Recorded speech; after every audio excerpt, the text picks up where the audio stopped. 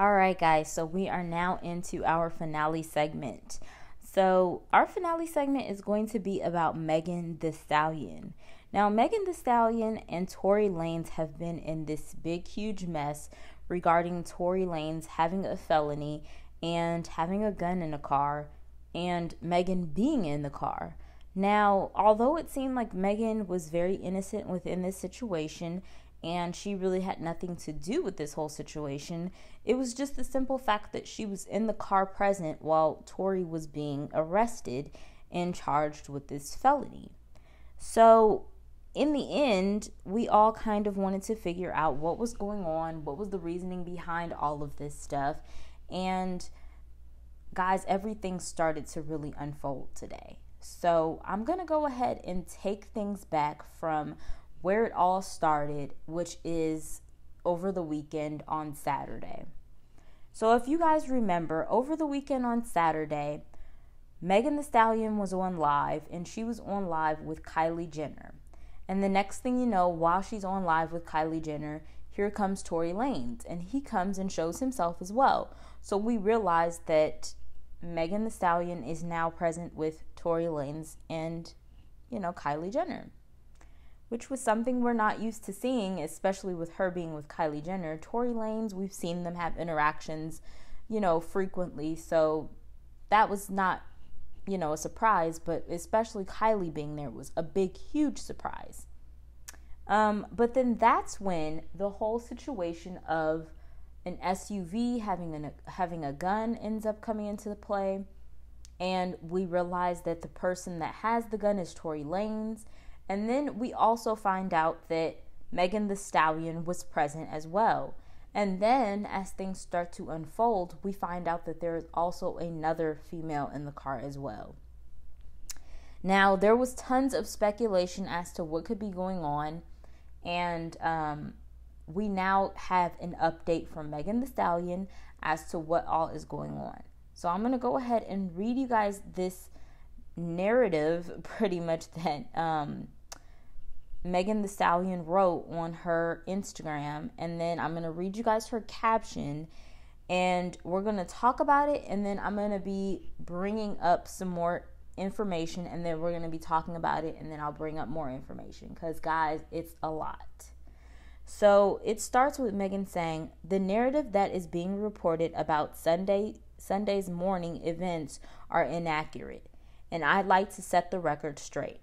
On Sunday morning, I suffered gunshot wounds as a result of a crime that was committed against me and done with the intention to physically harm me. I was never arrested. The police officers drove me to the hospital where I underwent surgery to remove the bullets. I'm incredibly grateful to be alive and that I'm expected to make a full recovery. But it was important for me to clarify the details about this traumatic night. I'm currently focused on my recovery so I can return back to my life and back to making music as soon as possible." She then captions it and says, "I was never arrested. This whole experience was an eye-opener and a blessing in disguise. I hate that it took this experience for me to learn how to protect my energy." So guys,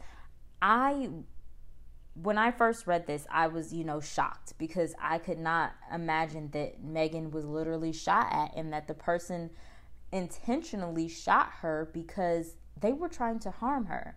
That is absolutely terrifying. But then, it got even more crazier because there has been speculation that, so many different people was the ones trying to harm Megan. So now it's been very much trending on Twitter that, who tried to shoot Megan, who tried to kill Megan. So there's like all these conspiracies as to what could be going on.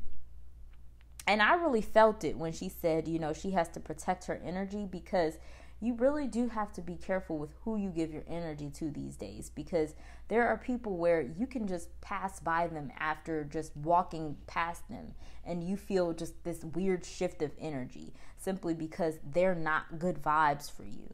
Even, you could be having a phone call with someone and just feel bad vibes. So she really is right about protecting her energy. And now she knows that, she's in a sketchy business where people, they do things simply because, and, there are people out there that are super envious of her. But I'm going to try not to talk too much about that because I do want to get into more of this information. So one of Megan's really close friends, Kelsie, she had to come out because people started accusing her of being the person that shot at Megan. So she came out and she said, "I want to clear up the rumors that I shot Megan. I wasn't the one with the gun and I would never do something like that. However, I was present." So guys, I would like to set this up for you. So we know in this SUV, there's only 3 people. There is Megan, there is Kelsie, her best friend that just spoke and said she wasn't the one with the gun, but she was present, and there's Tory. So now people are starting to think Tory was the one that intentionally tried to hurt Megan, and Tory had the gun, and he is the one that is charged with a felony right now. So people are starting to piece things together that maybe Tory was trying to intentionally shoot Megan. Now, I don't know how or even why this all came about, but it is a very sketchy and sticky situation. Now, in the midst of all the rest of this happening, there was just some mess going on with Megan's former makeup artist and her former hairstylist, and they were just arguing about something that was completely separate from what was going on. But I still wanted to give you guys this info because I wanted you guys to sip on this tea. So let me go ahead and read this to you guys. So this is from I Am Jonathan. He said, "Megan around too many fake MFs. MFs that just want to be around ain't no real S. And MFs not built like me at all. MFs know what's really real and genuine, but and he pretty much showed that he's just going to walk away from the situation and he's not going to speak on it. So, then here goes Megan's former makeup artist, and he goes ahead and speaks out. He says, "Jonathan, you was faking too with Megan to get on, it says, "Jonathan, you was faking too with Megan to get on, let's call a spade a spade." I can't really understand that, but you guys know people really be just typing out of pure emotion sometimes. But in the caption, it says, "In real life, you know who got receipts. Jonathan been a fraud." So after that was said, then some more information came out, and the makeup artist speaks out again and says, "Jonathan, you were stealing wigs and money from hair companies. That's why Megan let you go. I got let go because I stood up for my makeup work." And then he captions it and says, "This just part 1. You know I got 20 more." So from there, Jonathan, I guess, comes on the neighborhood talk and replies, because they're the ones that got the receipts and then posted them. He then comes out and replies to this and says, "And if a company send a BS wig, best believe it won't get promoted on my client. No need to steal, B.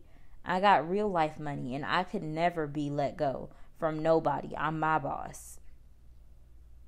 So from there, that's when Jonathan goes on Instagram and he starts dropping all his money in his garage, which, the floor was a little dirty, I'm not going to lie.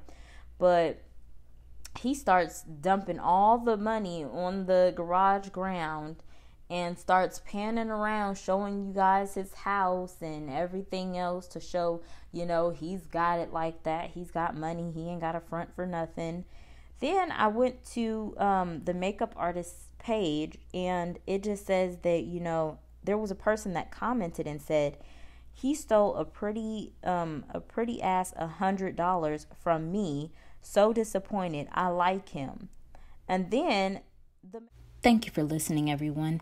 If you enjoyed that podcast, please be sure to tune in every Monday through Friday on Google Podcasts, Spotify, Breaker, Radio Public, Pocket Casts, and Anchor for the rest of that podcast.